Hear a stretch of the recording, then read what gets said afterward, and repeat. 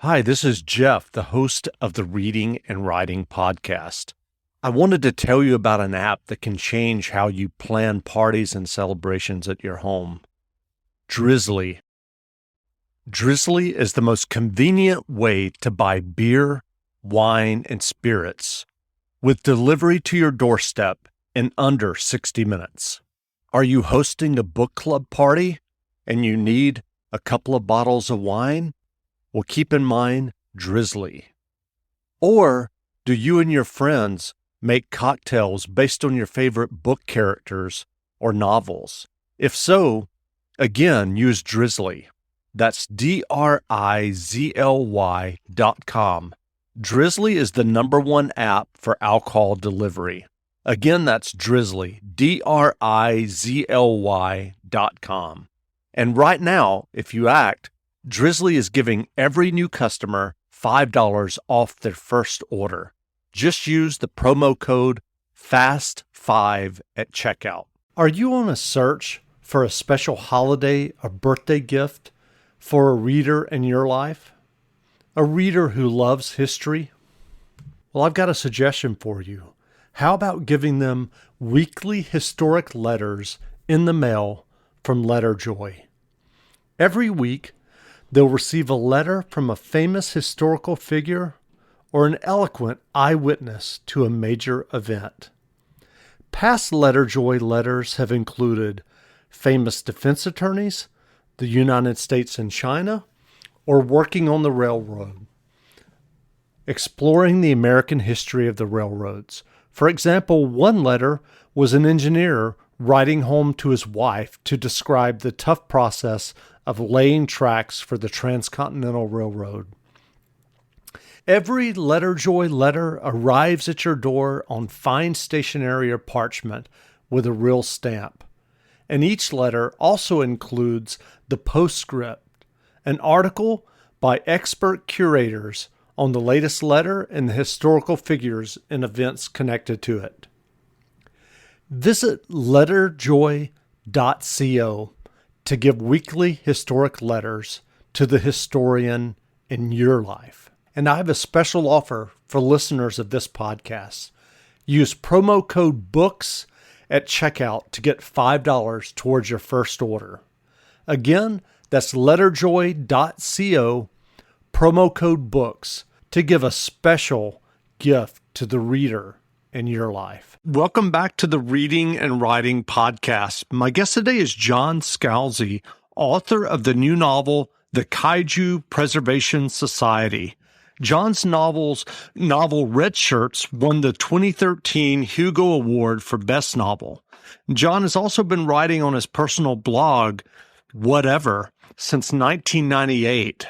5 books have been compiled from the blog, and in 2009, the book Your Hate Mail Will Be Graded, A Decade of Whatever, won the 2009 Hugo Award for the Best Related Book.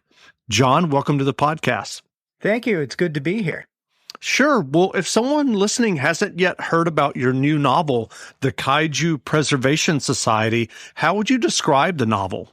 I would basically say it's about friendship and science and nuclear explosions and very, very, very, very, very large creatures. That's pretty much how I've been talking about it to everybody. Well, that's great. I'm curious, do you remember the original idea or impetus that led you to write the Kaiju Preservation Society? It's kind of interesting because the story of this book is a little bit weird. In 2020, I was writing a completely different novel. And that novel was meant to be a dark and gritty political thriller in space. And I don't know if you remember 2020, but it was not the year to be writing a dark and gritty political thriller of any sort, much less space. And I was just struggling with it. Like literally I wrote about 60,000 words, which sounds impressive, but it was basically the first 3 chapters over and over and over and over again. And I couldn't get them right. It was like the sentences were great. The paragraphs were fine. The chapters were okay, but none of it hung together. And I kept trying to make this thing work. And through a combination of just, it wasn't working and the world pressing down on me, eventually I had to completely admit defeat on it. And I had to send an email to my editor, Patrick, just going, look, I can't make this work. And Patrick was understanding about it because he'd lived through 2020 as well. And he was like, it's fine, just because, the book is due in a couple of weeks and we've already done the cover art and everything else. No, it's fine. It's fine. It's fine. But I mean, he got it. I just couldn't make this thing work. And so it was taken off the schedule. And then I was like, so then I went to go take a shower and wondering what I was going to do, because this was the first time I completely had blown a book, right? And while I was standing there in the shower going, I wonder what I'm going to do now. It was like the back of my brain was like, oh, hey, now that you're not panicking about this book you were never going to write anyway, I've been tootling around with this concept about kaiju, and here it is. And literally the entire story of the Kaiju Preservation Society downloaded into my brain pretty much all at once. And I remember popping out of the shower after I, completely, cleaned myself off, going back to my computer and basically typing an email to my editor going, hey, remember that book that I wasn't going to be able to have for you when I was supposed to have it for you? Give me 6 weeks, you'll have a novel. And that was literally it, and the Kaiju Preservation Society just wrote itself in 5 weeks, actually. So I had a week to spare. And it was literally all there. So the answer is it came from my subconscious at exactly the right moment for me not to blow my deadline for the very first time in the history of my life. And is that the fastest that you've written a novel before? No, it is not. Actually, the fastest I've ever written a novel is 2 weeks. And that was for The Consuming Fire, which is the middle book in the Interdependency. The story there was that I just didn't pay attention to my deadlines, and all of a sudden they were 2 weeks away. And I was like, oh, crap. And so I, wrote it in 2 weeks. Now, to be fair, when I talk about writing it in 2 weeks, that's basically typing it in 2 weeks because I've been thinking about it for months before then. But certainly the panic of having basically to write 8,000 words a day in order to get the book in when it was supposed to be in was an experience. And I do not recommend it to anyone ever, because literally at the end of it, my hands were twitching. And when I sent it, I was like, I'm too wired to go to sleep right now. And I went to go watch Teen Titans Go. I don't know if you've ever seen Teen Titans Go. But I figured that was about the speed of where my brain was. And after 10 minutes, I had to turn it on because it was far too complex for my brain to follow at that particular moment. So, and it took me, Chrissy, my wife, notes it. She says, it took you a week before you could say anything longer than a very simple sentence. It just really fried my brain. My average time for writing a book is about 3 months, more or less, because I read about 2,000 words a day, and it just adds up in that sense. But 6 weeks is doable. 2 weeks is possible, but I don't recommend it. But 3 months is kind of my preference. Sure. Well, as I mentioned in the intro, you were a pioneer in personal blogging, and you also wrote for newspapers and other online content. Were you always writing fiction when you were working for newspapers in your early years of blogging? No, not at all. And it's kind of funny to me. There's a little bit of irony in becoming basically at this point a full-time novelist. I never really had ambitions to be a novelist. My great ambition as a writer when I was growing up is I wanted to have a newspaper column like my heroes being like Mike Royko and Molly Ivins, and going back way back when, H.L. Mencken and Dorothy Parker, who of course wrote reviews for the New Yorker. And that was sort of the writing tradition that I had really steeped myself in and I wanted to participate in for the rest of my life. And now a couple of things happened, which was the first being the newspaper world has changed since I was in my 20s in the 1990s.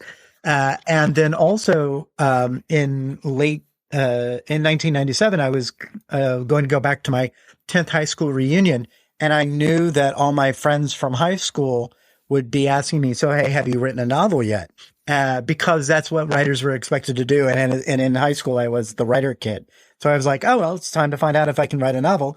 And so I wrote the very first novel I ever wrote, which turned out being Agent to the Stars, which was my second novel published after Old Man's War. And I wrote it pretty much specifically, one, to see if I could write a novel, and two, so that when I went to my reunion, I could say, why, yes, as a matter of fact, I have written a novel. I'm going to send it out to publishers when I get back from the reunion. So. And so what was the path to publication for the first book that you had published? Well, that would be Old Man's War. Well, two books. I mean, Old Man's War, the first novel that was published. And then for my very first book ever published was a book called The Rough Guide to Online Finance. And that book was published because my agent at the time basically was talking to the Rough Guides people. And they were saying, we need someone to do an online finance book for us. And he said, hey, I've got just the guy. And he pitched me, and they were like, that's great. And then he sent me a phone call where he was like, you've got this book. Can you do it? I'm like, absolutely, I can do it. And then I hung up and I turned to my wife and I went, I guess I should find out about online finance. And so I literally researched it for like 6 weeks before I started writing it. So the moral of that story is always fake it. With the novel, and that would be Old Man's War in 2005. So I'd written Agent to the Stars, but I had really written it as a practice novel just to see if I could write a novel. I never did actually get around to submitting it. I just put it up on my website and said to people, hey, if you like it, send me $1. And this was before PayPal or Venmo or anything else like that. So people had to literally mail me $1. And I actually made between like 1999, which is when I put it up, and like 2003, when I told people to stop sending me money for it, I had made about $4,000 for it. So I was like, this works. So Old Man's War was the second book, and I was decided that was the book that I was going to write to sell it. And then when I was finished writing it, the thought of actually like printing it out and submitting it and, waiting for somebody to reject it so that I could send it out again, just seemed so annoying. That I was just like, screw it, I'm just going to put it up on my website again. And in December of 2002, I serialized it a chapter a day. And at the end of it, Patrick Nielsen Hayden, who's a Tor, contacted me because I'd been in email correspondence with him about something else, and I had mentioned the novel. And I told him specifically at the time, don't go read the novel, because if I'm going to submit it to you, I'm going to do it the old fashioned way.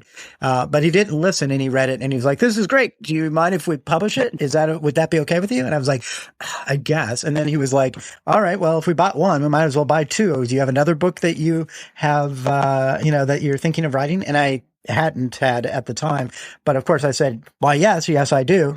And I sold the second book, which would eventually become The Android's Dream, on this line, which is diplomat solves diplomatic crises through the use of action scenes and snappy dialogue. And they're like, great, we'll take it. And so I basically got a two-book contract completely serendipitously. And I warned people, it's like this thing that just happened to me, an editor just happening to wander by and reading the thing that I told him not to read because I was going to submit it to him the old-fashioned way. This is never going to happen again. Don't think that this is the new way of doing it. And so, of course, I sold Agents of the Stars exactly the same way, which was another publisher, this being Bill Schaefer at Subterranean Press, wandered by, read that, and was like, can I buy that? And I was like, all right. So, my life as a writer has been filled with incredibly lucky anecdotes. Well, what about science fiction appeals to you as a writer? The thing that I like about science fiction as a writer is, one, it's a very large umbrella, which means that, the rubric of science fiction encompasses many different sorts of types of writing. So for example, I wrote the books Lock In and Head On, which are basically, crime thrillers, but they're in science fiction. And then I wrote Old Man's War series, which is space opera and military science fiction. And then I wrote the Red Shirts, which is metafictional comedy and pop culture observation and science fiction. and so on and so forth. There are so many things that you can write about and still have it be science fiction that I've never really felt constrained by my genre. And that's kind of a cool thing. I mean, there are always going to be certain genre constraints, no matter if you're writing science fiction or if you're writing fantasy or if you're writing westerns or you're writing romance or if you're writing crime fiction. There are always certain things that are expected of you within that genre. But science fiction in particular, those constraints are really so lax that almost everything qualifies as science fiction as long as you do a little bit of footwork. And that is the same thing that annoys some purists, about science fiction, and they keep trying to cut it up, like Star Wars. Well, that's not really science fiction. That's actually just science fantasy, that sort of thing. And the answer is no, it is science fiction. It is just also these other things as well. Science fiction is the original yes and genre as opposed to the no but genre, if you to use a improv comedy metaphor there. Sure. Well, are you working on a new novel now? I am always working on a new novel. I have a 13-book contract with Tor, and I think I'm on book 6, maybe book 7. I don't know. It's a long contract, man. So basically, there's always a new contract for me to be thinking about in the future. Specifically, I am currently in the process of writing the novel that will hopefully come out next year. And that's been kind of interesting because the novel, like Kaiju, takes place more or less in current time. And I'm not going to talk anything else about the plot about it. Sure. I want to be a surprise. But I will say world events as they are transpiring right now certainly have an impact on what I'm writing. And this is kind of frustrating because like when I wrote like The Interdependency or Old Man's War, those were taking place theoretically hundreds or even thousands of years in the future. And I didn't have to worry about what was going on day to day in the world. And so writing something that's meant to be current is really kind of annoying, actually. Sure. Well, is your writing process the same from novel to novel? Are you someone who sits down and writes an outline prior to diving into the narrative and the writing? Oh, I never write an outline, and I never have. It just seems like so much work. I don't know if you've noticed the theme through my life is I am actually the world's laziest person, and I have designed my life on the principle of least effort. And so doing something like writing a big outline of all the stuff that I'm going to do in a book, I'm just like, oh, why? Why would you do that? And the answer is there are other authors who do it because they need it. They actually want to have that outline because it makes it easier for them to write. This ad is almost 3 million gallons long because it's exactly the same amount of time it takes for that much water to flow over the deck at Niagara Falls. So how does the deck stand up to all that water? Thompson's Water Seal. Just another reason they call us America's recognized brand in water protection. Weather protected, water sealed. Thompson's Water Seal. Trust the seal. Available at a retailer near you. The novel in a timely and organized fashion. But that's not me. I mean, I want them to do it. Everybody should write the novels that they write in a manner that is congenial to them. But if my publishers had said before you write the book, we need to see an outline, what I would do is what I did for my high school papers, where I was supposed to have done an outline, which was I'd write the paper and then I would write the outline afterwards. So what I end up doing is basically, it is basically the same. On the days that I'm meant to be writing, I usually write between the hours of 8 or 9 and noon. I have nanny software that keeps me from accessing social media and news sites so that I have the morning where I'm basically the clearest and my brain's working the best, to write on the novel. And then afternoon, that's when I handle email, where I do all the other stuff that I'm meant to do, all the business stuff that's not related to actual writing. Now, the process by which I write has changed over time. When I was first writing novels, I would write them on the weekends because I had a day job. And then so I would write 6,000, 8,000 words across a couple of days, and then have a week to be thinking about where I would go next. And that worked for a while until one day it didn't. And then I had to basically change my swing, so to speak. And that's when I started saying, I'm going to write daily. I'm going to write 2,000 words a day or until noon, whichever comes first. And then, that became easier for me to do because it was a smaller amount of writing every day. But it was still enough to see progress. And it wasn't enough that my brain felt like it was collapsing, which was what was happening before. I would write 6,000 words and then I wouldn't be able to think for a couple of days. And that's not sustainable. Sure. Well, what writing advice would you offer for those who are working on their own stories and novels? Basically, the writing advice I would give is pretty much the same writing advice I think everybody gives, which is get your butt in a seat and do it. Now, the thing about it is, every writer will tell you that they meet people along the, and when you do the, so what do you do sort of thing when you're meeting them and you say you're a writer and they're like, oh, I would always want to write. I have this great idea and I just never seem to find the time. And basically, the thing is if you never seem to find the time, then you will never write because you do actually have to find the time to write. And, I am a proponent of writing every day simply because I can write every day. This is my job. So that's sort of the luxury that I have. And not everybody can write every day. But I do think it really helps if you set aside time on a regular basis to write, where you're just going to say, this hour is the same hour that, I always do Monday, Wednesday, Friday, or Tuesday, Thursday, or even just, one day. But it's always this time and I kind of always do it. And no matter how much or how little you write, any amount that you write gets you towards the goal.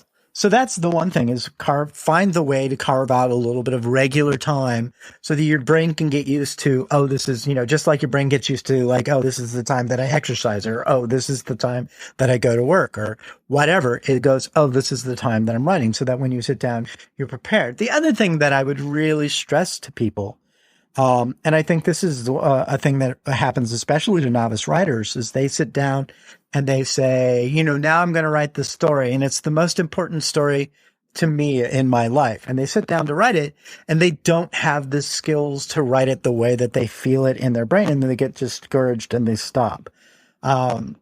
I think everybody needs to recognize that, especially if you're starting off or especially if you're kind of new to a different type of writing, if you've been writing one type of writing, but then you switch over to another, like into fiction, that your first efforts are going to suck. And it's not because you're a terrible person or that you don't have skills or that they can't be developed.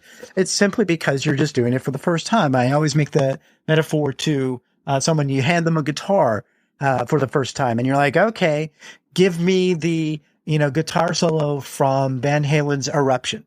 And they look at you like, that's it. Why, how could I do that? And I'm like, exactly. You can't because you don't know how to use it. Right. And by the same token, anything that you do, is going to take time to actually get good. So I understand that every writer goes through an extensive period of suck, right? Where their writing just isn't as good as they want it to be, or that matches their ambitions. And it's not that they're bad writers. It's simply that it takes you time to learn a skill. So you really have to remind people that everything comes with a learning curve and not to get discouraged. And in fact, the great thing about writing when you suck is that you can write all sorts of stuff and not worry about whether it's good or not. It's just you're writing it to try it and to learn things. And so that by the time that you get to the skills where you are ready to write about those things, you're completely comfortable with the idea of different modes of writing, of different ways of writing, and then you can put it into service to the things that you really want to say. So A, make time. B, don't worry about the fact that it sucks. And C, in fact, use that time to try all different sorts of things because it doesn't matter. You're just doing it for yourself at that point. That sounds great. I'm curious, what novels have you read recently that you enjoyed? The novels that I've been recommending to people, the thing about my novel reading is it gets curtailed when I'm actually writing because I will totally suck up someone else's style like a sponge, and it'll come out through my fingers while I'm trying to write. And generally it's a mess. So when I have the downtime, I've been, that's when I do my reading. And the 3 novels recently that I've been saying to people that I've really enjoyed have been The Actual Star, which is by Monica Byrne, The Light from Uncommon Stars, which is by Rika Aoki, and then Goliath by Tochi Onyebuchi. All 3 of those novels are really good, and they're all really different, which I think is a kind of an important thing, that they're not just all in the same subgenre of science fiction.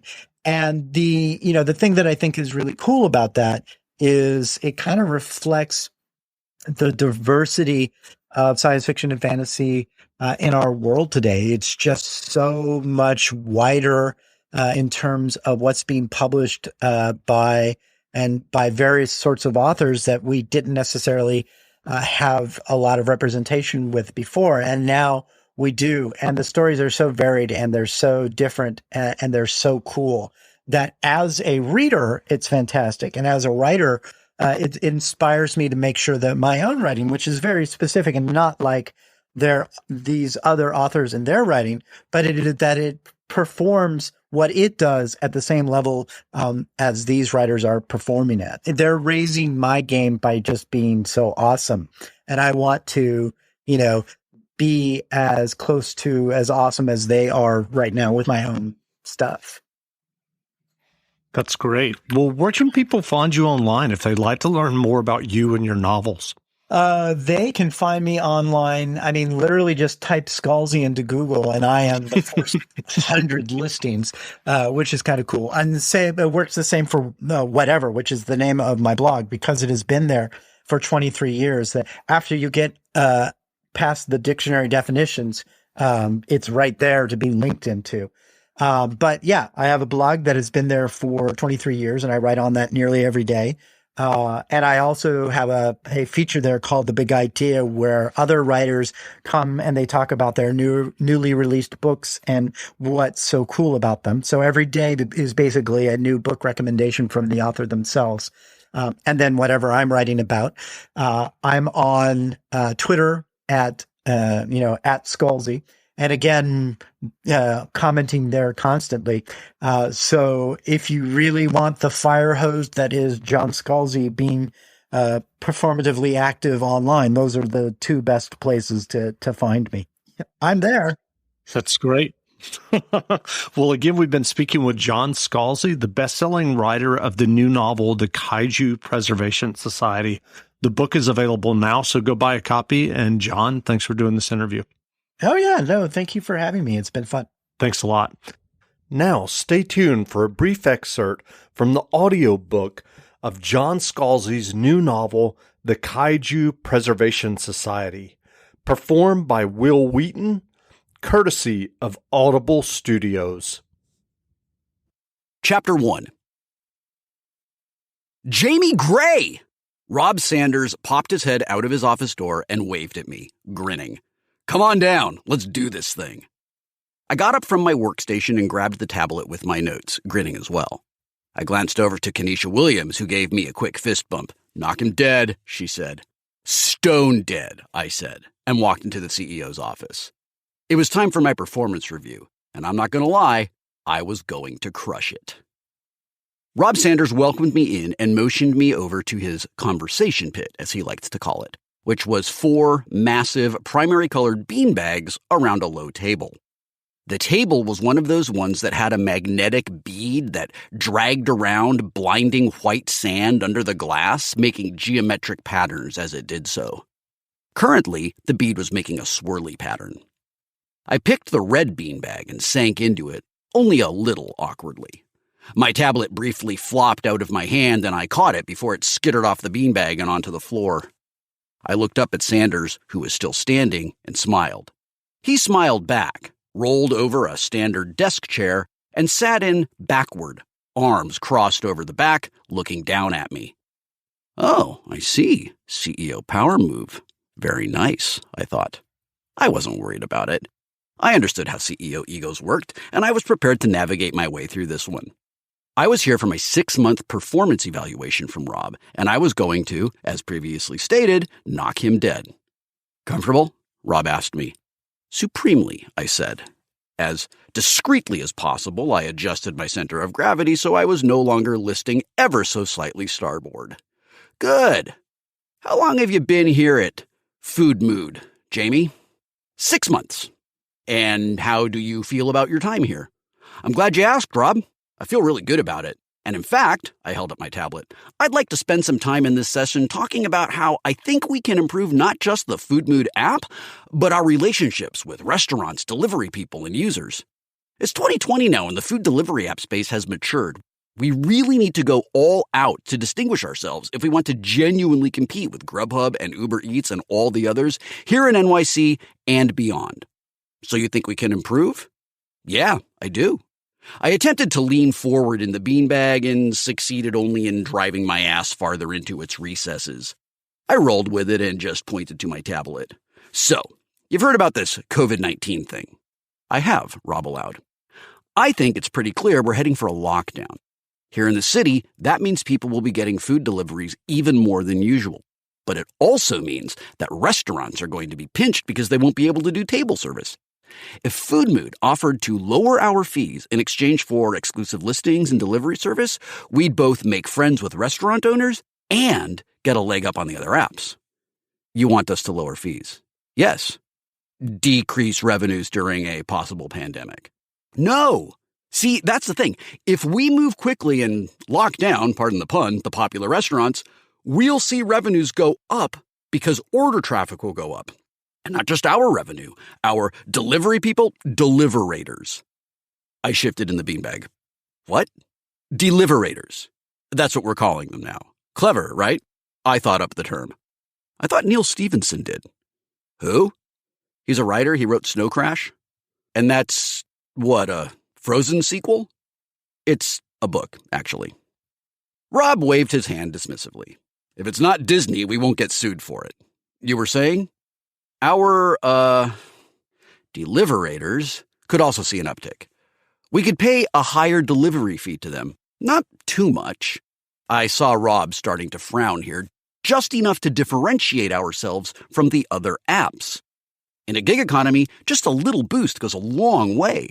We could actually build some loyalty, which would improve service, which would be another differentiator. You want to compete on quality, basically. Yes! I made a pointing gesture, which sank me further into the beanbag. I mean, we're already better than the other apps. We just have to drive the point home. It'll cost us a little more, but it will be worth it, is where you're going with this. I think so. I know, wild, right? But that's the whole point. We'll be where everyone else in the food delivery app space isn't. And by the time they figure out what we're up to, we'll own New York City, for starters. You have bold ideas, Jamie, Rob said. You're not afraid to take risks and move the conversation. I beamed and set down my tablet. Thank you, Rob. I think you're right. I took a risk when I left my doctorate program to come work at Food Mood, you know? My friends at the University of Chicago thought I was nuts to pack up and move out to New York and work for a startup. But it just felt right. I think I'm really making a difference in how people order food. I'm glad to hear you say that because the reason we're here is to talk about your future with Food Mood. Where best to place you so you can utilize that passion you so clearly feel.